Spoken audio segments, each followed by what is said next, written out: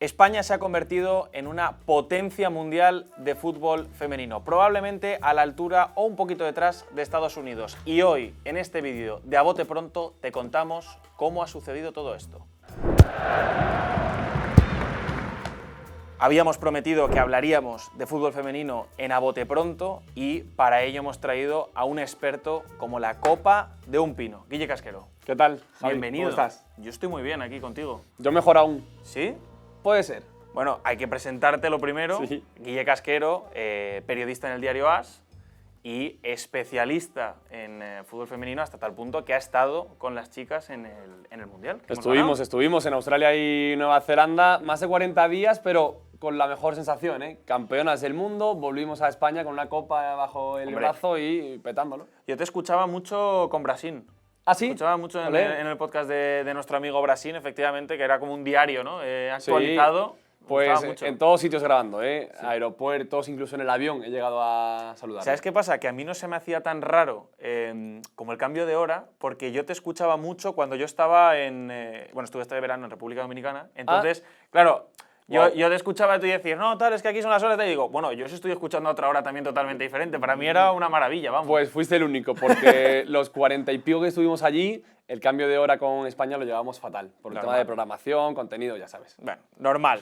Pero hoy no hemos venido a hablar de cambios de hora, no es lo que vamos a hablar, sino de, como hemos dicho, España, potencia mundial de fútbol femenino. Y lo primero que habría que destacar, yo creo, Guille, es por qué podemos afirmar a día de hoy que somos tal cosa. Por ejemplo, como decía Guille, y que él lo ha visto con sus propios ojitos, campeones del mundo, no solo en competición absoluta, sino sub-20 y sub-17. El Barça es campeón de la Champions ahora mismo y los últimos 3 balones de oro han ido a manos de Aitana Bonmatí y 2 de Alexia Putellas. Y si lo piensas, realmente decirlo es una burrada y suena casi mentira. Es que parece muy difícil que sea real, pero no, es real, totalmente real, porque somos vigentes campeonas del mundo, sub-17, sub-20 y en la absoluta. Y hace 5 años, es que hace 8 años, en 2015, el primer mundial lo jugamos en Canadá, llevamos 3, Canadá, Francia y Australia y Nueva Zelanda. En solo 3 años, en solo 3 mundiales, hemos conseguido ganar un mundial. En 2015 fue un desastre generalizado, sin preparación, con una selección casi improvisada con la que llegamos a Canadá. Nos fuimos a las primeras de cambio en fase de grupos. Bueno, pues 3 torneos después, campeonas del mundo, y hace apenas 5 años la liga no era ni profesional, no existía el Real Madrid femenino, no teníamos Champions, no conseguíamos dar el paso en Europa, o sea que en apenas 5 años hemos dado un salto cualitativo prácticamente inimaginable. O sea, hace 5 años, para que se haga la gente una idea, esto prácticamente no era ni profesional en España. No. Y ahora dominamos en Europa, en el mundo, en categorías inferiores. O sea, un vuelco total. España sale al mundo, juega al fútbol y conquista títulos. O sea, además jugando muy bien al fútbol y lo mejor, lo diremos al final, con una filosofía y una personalidad muy, muy clara. Correcto, pero vamos a hacer un repaso prácticamente desde el inicio más inicio, Guille, desde el inicio más inicio porque tenemos que hablar del Spanish Girls Club. Lo voy a decir en inglés porque sí. bueno, suena Bueno, inglés, sí. O sea, es así. El primer equipo femenino de fútbol de la historia de España. Y os preguntaréis en qué año. En 1914, que es un año que salta mucho, o sea, que llama mucho la atención, sí, porque es que es 19 años antes de que las mujeres pudieran votar en España, Guille. Casi lógico, ¿eh? Casi lógico. Un equipo de fútbol de mujeres, todavía no pueden votar, la sede está situada en el barrio barcelonés de La Amistad. Es cierto que toda la costa de Barcelona y todo el área metropolitana de Barcelona es un punto clave para el inicio, el germen, la génesis del fútbol femenino, y ese equipo, el Spanish Girls Club, jugando al fútbol y compitiendo, ¿eh? La verdad es que, ojito. Y compitiendo. Es verdad que no fue un equipo, digamos, federado, que tenía una liga y demás, sino que el primer amistoso lo disputaron, de hecho, 2 equipos subformados por ese grupo de 45 chicas que formó Paco Bru, exjugador de Barça español y selección española. Era árbitro, entrenador, de todo. Impulsó el fútbol femenino. De todo. La realidad es que hay una tesis generalizada durante todo el vídeo y es que el fútbol femenino es un fútbol muy de nicho, que ha salido gracias a gente que personalmente ha apostado por ello, entre ellos Paco Bru, por ejemplo, de ese equipo. Efectivamente, un Paco Bru que solo tuvo 45 días para preparar este primer partido que se disputó el 9 de junio de 1914. Historia absoluta del fútbol en España, no solo femenino, sino del fútbol en general, y que tuvo una acogida brutal, hasta tal punto que se planteó hacer una gira por diferentes ciudades de España e incluso fuera, en el extranjero, a Francia, pero que fue cancelada por el estallido de la Primera Guerra Mundial, y todo esto quedó en nada hasta muchos años después. Pero hay que darles el reconocimiento que merecen. Honor a esas jugadoras de 1914. La gente suele decir, ¿dónde estabas en el Balón de Oro de Alexia? ¿Dónde estabas cuando España fue campeona del mundo? Nosotros no estábamos. No. De momento en esto no estábamos. Aquí no estábamos, pero llegaremos a donde Sí, estábamos hombre, nosotros. claro. Llegaremos, Guille, no te preocupes, porque ahora sí hablamos, muchos años después, del nacimiento de la Liga Femenina y sus primeros clubes pioneros, que no tienen prácticamente nada que ver de los primeros a lo que tenemos hoy en la Liga F. Total. La verdad que sí, el fútbol empezó de nuevo, se reinició y en 1988 se juega de forma ininterrumpida la Liga Profesional, la que es heredera de la Liga actual de ahora, la Liga F en 2023, y en la temporada 2001-2002 se cambió la denominación y se da un paso hacia adelante seguramente, un paso muy importante, a la Superliga Femenina.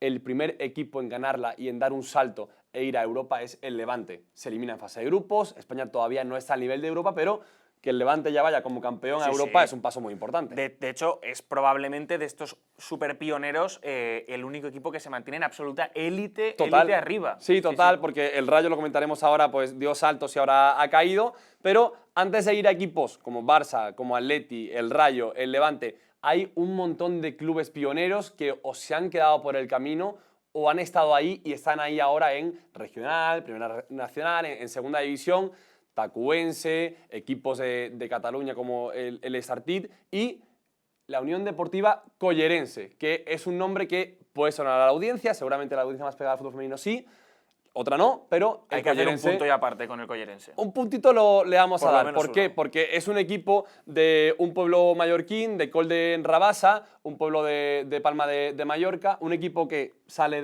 de la nada por el simple hecho de en 1999 de montar un equipo de fútbol femenino, empieza regional, sube en segunda, tiene su temporada en la élite. ¿Qué pasa? Que el Collerense es un ejemplo perfecto del fútbol de nicho femenino. ¿Por qué? Porque aúna y reúne a todo el talento de la isla y de Palma de Mallorca para que las jugadoras y niñas más potentes y con más talento puedan jugar y crecer juntas. Por ejemplo, del Collerense salen Catacol y Mariona Caldentey, ahora mismo, Javi, campeonas del mundo. Sí, efectivamente. Entonces, como bien decía Guille, este Collerense, equipo realmente histórico y que probablemente ahora con el boom del fútbol femenino está pasando muy por debajo del radar, sí, hay que destacarlo como una de las grandes canteras y equipo formador de un talento que ha llegado hasta nuestro mundial más reciente. Que hay muchos más, por ejemplo el tacuense en Tenerife, pero el Collerense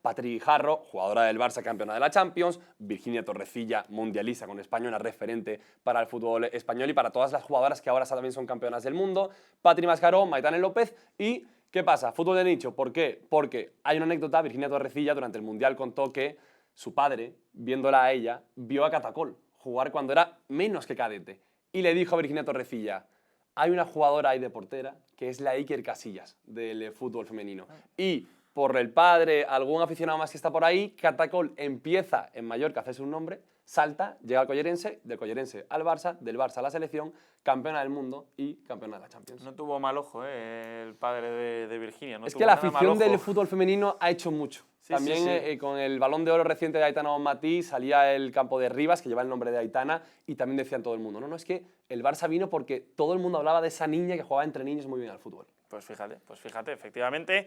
Y ahora lo que vamos a hablar es de este crecimiento exponencial y lo vamos a personificar en nombres propios, que no es que solo por ellas se haya dado un salto en estas etapas, sino que ejemplifican muy bien lo que queremos desarrollar en cada una de estas etapas. Mira, para que la gente lo entienda, no hay etapas definidas tal cual en sistema o en pasos gubernamentales, no hay etapas muy concretas, entonces etapas personificadas en referentes que han dado pasos y representan muy bien lo que fue la etapa. Efectivamente, y tenemos que hablar de la primera, de las primeras jugadoras que se van al extranjero y Aquí una gran referente, evidentemente, es Vero Boquete. Vamos a poner esta etapa más o menos entre 2011 y 2015, Sí. como decimos, más o menos, porque, por ejemplo, decimos que al inicio de la década del 2010, las mejores jugadoras españolas se estaban marchando al extranjero para poder dedicarse profesionalmente al fútbol, porque entonces, aunque ahora ya lo es, pero antes no, España no era una referente en las ligas y sí lo eran otras como Estados Unidos, Alemania o Suecia. Vero Boquete, la referente de todas y de todos, de todas y de todas para seguir el fútbol femenino y para entender por qué ahora España está en la élite y por qué es una potencia, lo que decimos en este vídeo con vosotros, chicos. Vero Boquete tuvo que salir. La frase de Vero Boquete es: para ser futbolista en 2010 en España, tienes que salir de España porque no puedes vivir de ello en este país. ¿Qué hizo Vero Boquete? Se buscó la vida donde pudo y más. En Estados Unidos, en Alemania, en Suecia, se fue a Rusia para jugar la Champions, jugó en Beijing. Una trotamundos. Sí, trotamundos para jugar al fútbol y reivindicarse. Sí, sí, sí, y perseguía principalmente dos objetivos que eran ganar la Champions y ganar la Liga de Estados Unidos, que hasta, bueno, yo creo que todavía se podrá considerar la mejor liga femenina, Sí, ¿no? sí, sin duda. O sea, quería, digamos, ganar la mejor liga y la mejor competición de clubes, que sería la Champions y la Liga estadounidense, y ganó la Champions, lo consiguió con el Eintracht Frankfurt en 2015 y se convirtió por ello en la primera española que lo consigue, con lo cual referente absoluta. Totalmente. Es que cuando todavía la Liga Española daba pasitos a esa Superliga para ser medio profesional y hacerse un hueco en el fútbol europeo y mundial, Vero Boquete ya iba a Estados Unidos y era referente en Estados Unidos, una de las mejores jugadoras del torneo, jugó cuartos de final del playoff de la Liga de Estados Unidos, en Beijing se hizo un hueco, en Suecia con el Tireso marcó goles importantes y además de clasificar a España para su Eurocopa y jugar el primer Mundial de 2015, oye, pues en 2015 ganó la Champions con el Frankfurt. Ni tan mal. También fue capitana, evidentemente, de esa primera selección de Sí. 2015 que fue al Mundial.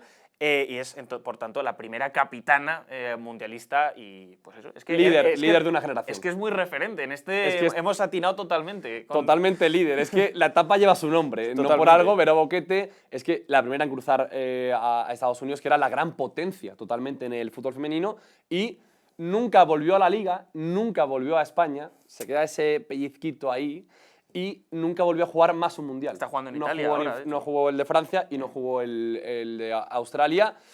Bueno, jugó el primero y abrió camino. Creo que mucho del mundial de ahora también todas las jugadoras se le mencionan a Vero Boquete. De hecho, abrió camino hasta tal punto que otras jugadoras también llegaron a la National Women's Soccer League, la primera división femenina americana, en aquella época, junto a ella, como pudieron ser Laura del Río, Adriana Martín, Vicky Losada, Sonia Bermúdez o Celia Jiménez. Así que Celia Jiménez, que tiene un puntito diferente porque se va a Estados Unidos con 18 años, estudiando ingeniería mientras estudia la carrera, se va allí para crecer desde los 18 y además primera jugadora en jugar en Australia, donde fuimos campeonas del mundo un tiempo después. Bueno, pues mira, fíjate, otro buen ejemplo, el de Celia Jiménez. Vamos a hablar de la siguiente etapa ahora, que arrancaría más o menos, como decimos, en ese 2015 hasta 2020, donde hay un claro propósito por dar un paso al frente en la profesionalización de la Liga Femenina de Fútbol en España. Y aquí tenemos que hablar de dos clubes principalmente, que son el Atlético de Madrid y el Fútbol Club Barcelona, y de una jugadora que ha tenido mucho éxito en ambos conjuntos, que es Jenny Hermoso. Jennifer Hermoso, que da nombre a la segunda etapa, tú lo decías, 2015. En 2015 España va al Mundial, cae en fase de grupos, llegan, hay un conflicto en la selección, se va a Quereda, siguen las jugadoras y en España hay clubes que se ponen mucho las pilas con eso del fútbol femenino. Anteriormente habían estado por ahí en la élite el Levante, también el Rayo Vallecano y el Sporting de Huelva. ¿Qué dos equipos, digamos, se ponen a la vanguardia y a adelantar el progreso del fútbol femenino? El Fútbol Club Barcelona y el Atlético de Madrid. Por ello, el clásico del FUTFEM es Barça-Atlético, el del masculino es Barça-Madrid, pero todo el aficionado del FUTFEM que se refiere al clásico, el clásico del FUTFEM, Barça-Atlético de Madrid. Efectivamente, de hecho, no es casualidad que en esa época que hemos dicho, más o menos entre 2015 y 2020, prácticamente se repartieron todos los trofeos nacionales, a excepción, evidentemente, de una liga que conquistó el Athletic Club, otra gran potencia en el fútbol femenino español, y un par de copas entre Sporting Huelva y Real Sociedad, que también son dos equipos, como hemos comentado, bastante potentes. Bastante potentes. Las cosas Barça y Atleti ganan casi todo. Pero, como decimos, Barça y Atleti ganan prácticamente todo, se enfrentan en finales, es decir, no es casualidad lo que estamos diciendo. Digamos, los dos equipos objetivamente punteros en ese momento del fútbol femenino. Efectivamente. Y Jennifer Hermoso es el mejor ejemplo del salto de la profesionalización en el fútbol español en aquella época. ¿Por qué, Guille? A ver, no sé si decirlo de una manera o de otra. El Atleti y el Barça ganan todo con Jenny Hermoso o Jenny Hermoso gana todo con Barça o Atleti. La que quiera nos vale. Vale, las dos. No nos vamos a mojar en esto. Ahora vamos en serio, ¿no? Hablando de datos y de historia, Jenny Hermoso empieza a jugar al fútbol en sus barrios, Comillas y Carabanchel, y la ficha el Atleti en 2004. Para que te hagas una idea de en 2004 dónde estaba el Atleti, Jenny Hermoso marca el gol del ascenso del Atleti a Primera División. Imagínate hacia dónde retrasamos el inicio de Jenny Hermoso, que ahora es campeona del mundo, haciendo al Atleti a Primera División y juega con el Rayo en el Atleti, hace una buena temporada, pero no pasa de ser séptima o cuarta en Liga y da un salto al Rayo para ambicionar con un poquito más, para intentar ganar la Liga. De hecho, marca el gol que le da la Liga al Rayo Vallecano. Gana la Liga con el Rayo y después gana 2 Ligas y 2 Copas con el Atleti. Es un poco el inicio de Jenny Hermoso en una Liga española que va progresando, pero que del todo no tiene un rumbo claro. Claro, efectivamente. De esta forma, sí que ahora sí tenemos que hablar de una cosa que tiene en común con Vero Boquete, que es se marcha fuera. Sí. Se marcha fuera, pero no toma el mismo camino después. No, ¿qué pasa? Se marcha fuera, primera experiencia fuera, 2017. Se va al Tireso. No sé si os suena, os debe de sonar. El primer club al que se va Vero Boquete, por eso de herencia del fútbol femenino, por eso de referentes, se va a probar suerte al Tireso, pero nada, media temporada la llama el Barça y va a su primera gran temporada, gran etapa en el Barça. Efectivamente, ahí es donde roza la Champions, perdieron en penaltis, está arriba y la rápida profesionalización del Barça y el Atlético de Madrid, como decía Guille, es lo que le trae de vuelta a nuestras tierras. Está en el Barça, gana ligas, gana copas, en Europa no continúa bien, no se ve, digamos, capaz de ganar una Champions o la Liga Europea con el Barça, se va al PSG, que en ese momento pierde la Champions en penaltis sin Jenny Hermoso, la temporada de antes. En el PSG no dura más que un año y ya el Barça le dice, vente, que tenemos un proyecto muy atractivo, el mejor Barça de la historia, y Jenny Hermoso, antes de ir al Barça, va al Atleti, una temporada, gana la Liga, va al Barça y gana 3 consecutivas. Y una temporada importante, gana la Liga, máxima goleadora, sí. Estamos en pleno boom del fútbol femenino en España, y como decías, luego sí que vuelve al FC Barcelona, donde ha sido absolutamente una referente, ha llegado a ser máxima goleadora del club antes que Alexia Putellas, ahora ya no lo es, pero lo ha llegado a ser. En el Barça lo es todo, Jenny Hermoso. Lo es todo, efectivamente. Son 7 años, si no me equivoco, de Jenny Hermoso en el Barça. 7 años para ganar más de 3 ligas. En la última etapa, 3 ligas, varias Copas de la Reina, una Supercopa de España y la Champions, que era el gran deseo de Jenny Hermoso, ganar esa Champions con el Barça. Lo consigue en la temporada 2021, en una temporada muy especial porque temporada en la que Alexia levanta su primer Balón de Oro para España y ella queda segunda en la clasificación. Primera Alexia, segunda Jenny Hermoso y Jenny Hermoso ahí, digamos, alcanza el culmen de su carrera sin saber que iba a ganar un Mundial 2 años después. Efectivamente, y como decíamos, está en este momento el fútbol femenino en pleno boom y se ejemplifica perfectamente en la asistencia a los estadios cuando tuvimos 2 grandes récords en la misma temporada. Primero fue el Athletic Club, que ya decíamos antes, un equipo súper importante en la profesionalización y en el avance del fútbol femenino en España, el 30 de enero de 2019 en un partido de cuartos de final de Copa de la Reina entre el Athletic Club y el Atlético de Madrid, un grande, como decíamos, 48.121 personas se congregaron en San Mamés. Histórico, absolutamente. Total. Un partido de cuartos, que no es la final, que es un partido de cuartos de vuelta, nada más. Pero la afición del Athletic siempre ha sido muy apoyar al Athletic Club de fútbol femenino y ahí, junto al siguiente récord, empieza el lema de el fútbol femenino sí interesa. Efectivamente, porque luego, poco después, el 17 de marzo de 2019, en el clásico del fútbol femenino, Atlético de Madrid-Barça, 60.739 personas llenando prácticamente el Wanda Metropolitano para ver un partido que sí que era importante para el devenir de la Liga, que que era un partido, pues eso, que decidía cosas, pero es que es prácticamente llenar el Metropolitano, que el Atlético de Madrid, el masculino, no lo hace todos los fines de semana. No, totalmente. Y lo hizo el Atlético frente al Barça en lo que fue, digamos, la demostración de, en 2019, el gran éxito del fútbol femenino por ese clásico del fútbol femenino. Efectivamente. Y ahora sí, vamos a la etapa más reciente, que es el salto a otra dimensión del fútbol femenino, esa famosa portada también. Y qué dimensión, ¿eh? Y qué dimensión, estamos ya en otra dimensión y evidentemente no puede haber otro ejemplo que no sea Alexia Putellas o Aitana Bonmatí. Y el primer punto de inflexión en esto son las dos primeras Champions que ha cosechado un club español, evidentemente el FC Barcelona, pero es que no es solo que ha ganado 2, es que ha estado en 4 de las últimas 5 finales de Champions. Nada mal. Es que el Barça ahora está a la vanguardia, realmente, Sí. del crecimiento del fútbol español. Habrá madridistas viendo este vídeo, habrá culés viendo el vídeo, gente de otras aficiones, valencianistas, del Sevilla, del Betis.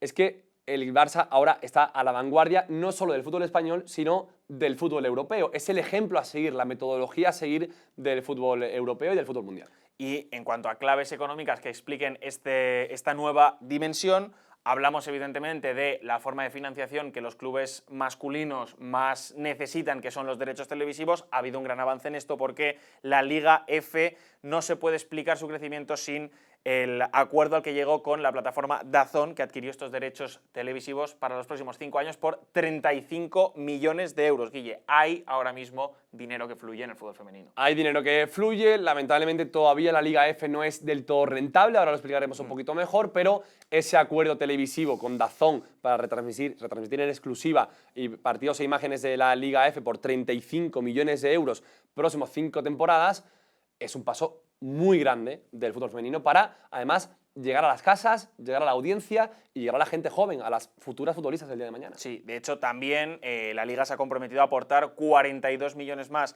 para la comercialización de los derechos comerciales de la Liga F en exclusiva y el Gobierno también 33 millones en ayudas finalistas. Además, la Liga F cuenta con 4 patrocinadores que son Puma, Panini, eSports y GSK. La gente empieza a invertir. Sí. Hay marcas que no son solo de la Liga que están entrando definitivamente en el mundo del fútbol femenino. De hecho, la parcialidad, que era que las jugadoras solo cobraban un 75% del salario mínimo, ya se ha quitado en estos últimos meses, en este último año, para esta temporada.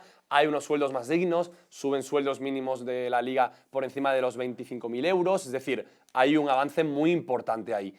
¿Qué pasa? Hay un matiz.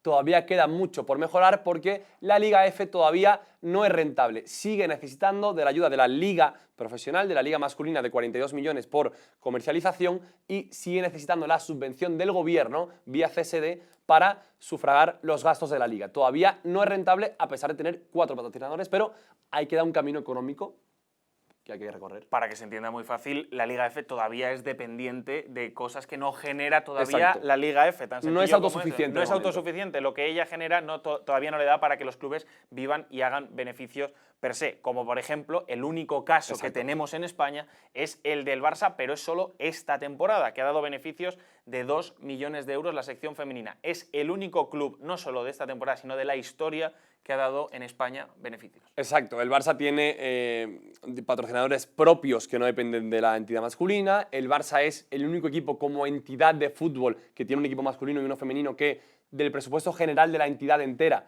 da más de un 1% en inversión a la sección femenina y por ende es el único que es rentable. Este año dando más de 2 millones de rentabilidad. La pregunta, ¿es rentable apostar por el fútbol femenino? Pues creemos que sí. Creemos que sí, pero los todavía datos no se va a dicen ver. que sí. Claro, pero de momento no se va a ver. No, de momento A no. muy corto plazo me refiero. Sí, pero hay un dato que llama al optimismo. El Madrid adquirió el Club Deportivo Tacón hace 3 años por 300.000 euros. Hoy en día ya factura más de 6 millones de euros. De ellos, 700.000 euros son en ticketing y en abonos. Es decir, la gente se mueve, invierte en el fútbol femenino y si el club da la cara, ahí está la afición. De hecho, el Real Madrid cada año tiene el presupuesto más grande Sí. en fútbol femenino y además también está doblando personal destinado exclusivamente al fútbol femenino. Es decir, si está invirtiendo el Real Madrid es porque cree que puede ser rentable, evidentísimamente. Pasamos a hablar ahora de las claves deportivas. Seguimos en nuestra etapa del 2020 hasta la actualidad, más o menos, Actualidad. Guille. Bueno, más Sí. reciente, más reciente de hecho, porque efectivamente uno de los ejemplos que vamos a poner pues está de súper actualidad. Pasamos a hablar, como decíamos, y es que el fútbol español siempre ha encontrado un déficit en el nivel físico y competitivo en grandes torneos. Sí, las jugadoras españolas, siempre que han salido fuera, calidad y técnica han tenido muchas. Siempre la jugadora española ha sido vista como una jugadora con mucha calidad, muy técnica y con cierto conocimiento de fútbol, de visión de fútbol, de lenguaje futbolístico, pero siempre ha tenido un déficit. ¿Cuál?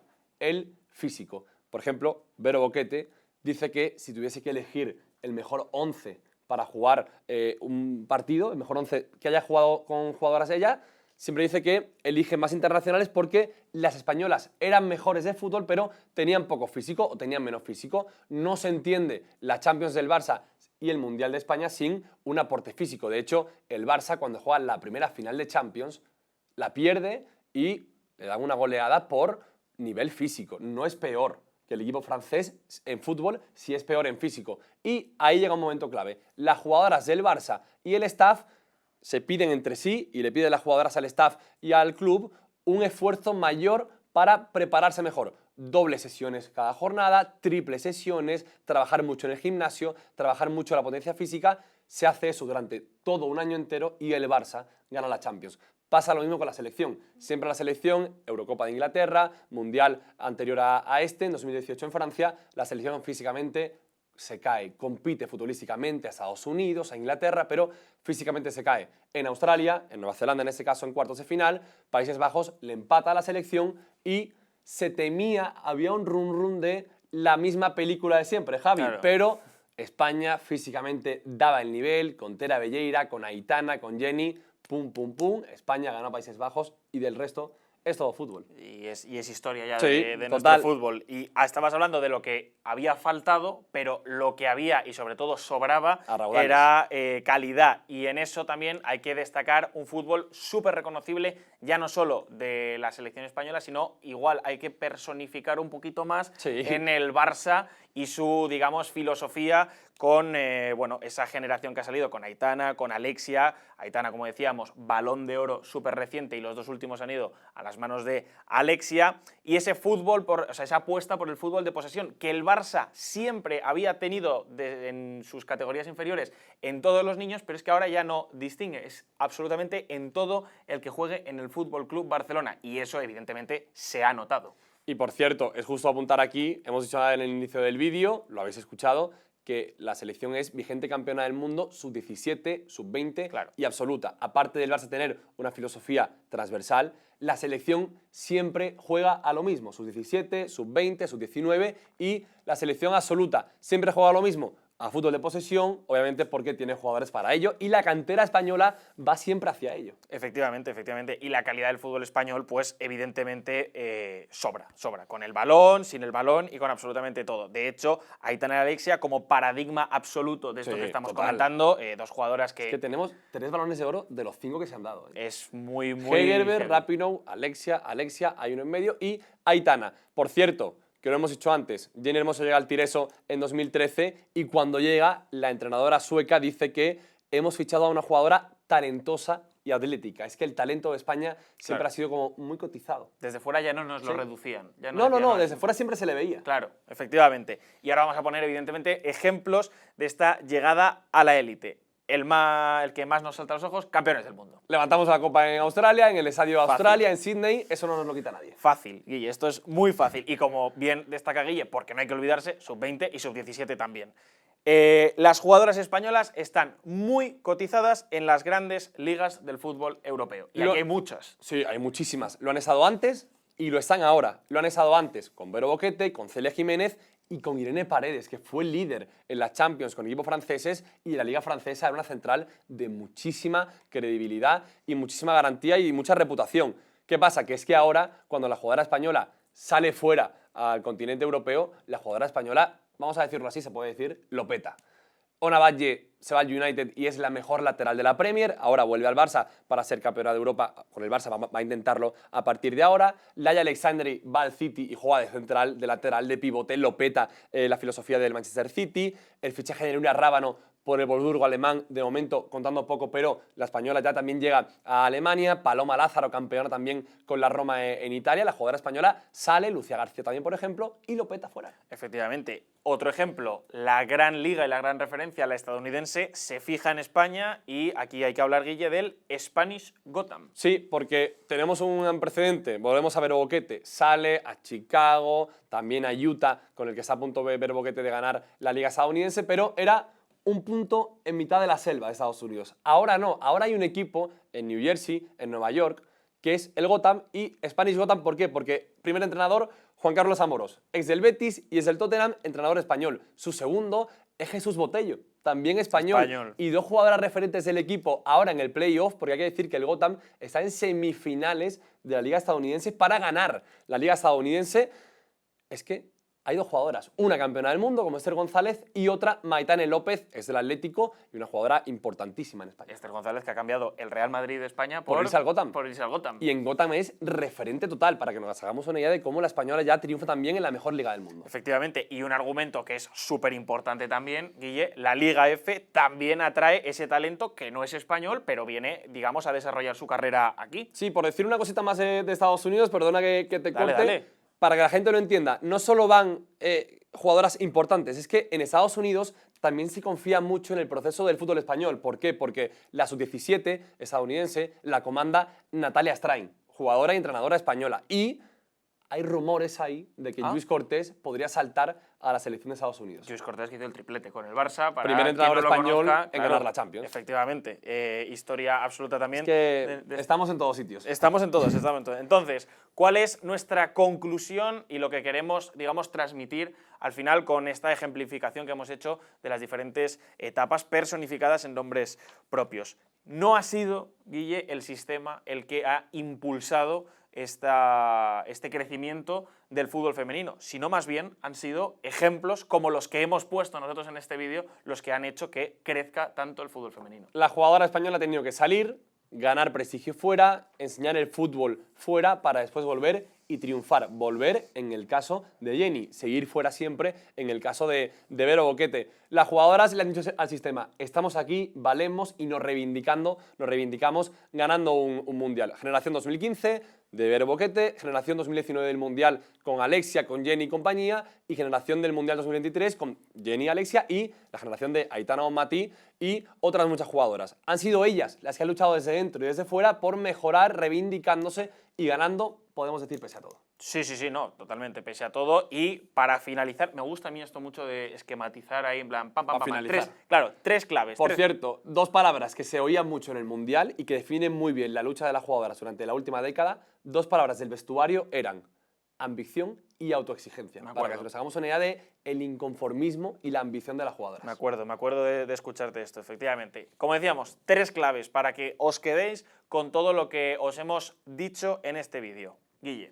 Tres claves muy importantes y además metemos frases de las jugadoras. Históricamente ha sido una revolución impulsada por clubes muy concretos. Hablábamos antes del Collerense, del Tacuense, también del Levante, Sporting Huelva, hasta llegar al actual Atlético y Barça y ojalá pronto también con un pasito más el Real Madrid.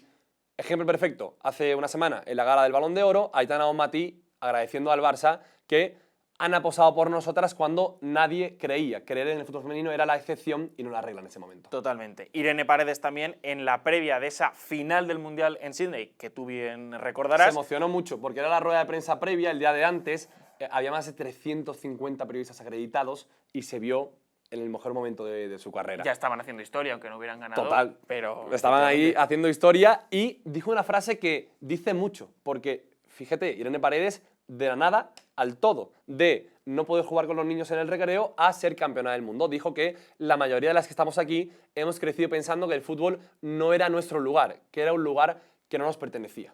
Suena heavy, pero era la realidad. Suena heavy, pero es lo que dijo, como tú dices, en la previa de la final de un mundial. Y por último, una persona que hemos citado mucho en este vídeo y que hemos rescatado muchas de sus citas para el colofón, Guille, Vero Boquete. Había una regla que decía que las niñas no podían jugar con los niños. Ahí estábamos. En el 2000, estamos 20 años después, campeonas del mundo y enseñando, digamos, el fútbol femenino en todo, en concepto y forma, a todo el mundo. Pues hasta aquí ha llegado nuestro repaso de cómo la selección, bueno, no la selección, el fútbol femenino español. Es que claro, estamos ya cerrando con... me están viniendo recuerdos del Mundial. Del Mundial, más a ti seguro que a mí, pero efectivamente de cómo el fútbol femenino español ha llegado hasta donde está ahora y que además esperamos, Guille, que llegue todavía, si hablamos de esta última dimensión, que haya una dimensión todavía más. Yo siempre digo que lo mejor está por llegar, que es difícil porque ya hemos ganado un mundial, pero difícil. la selección está jugando ahora la fase previa de la Nations League. Si gana, se metería en los Juegos Olímpicos, así que en París podemos tener a la selección dando un paso más del fútbol femenino español. Importantísimo, así que esa final de los Juegos Olímpicos de París esperemos que estemos nosotros. Ojalá. Esperemos que sí. Que se caduque este vídeo y haya que hacer otro hablando de los Juegos Olímpicos. A mí me parece un planazo. Dejadnos en comentarios qué os ha parecido este vídeo.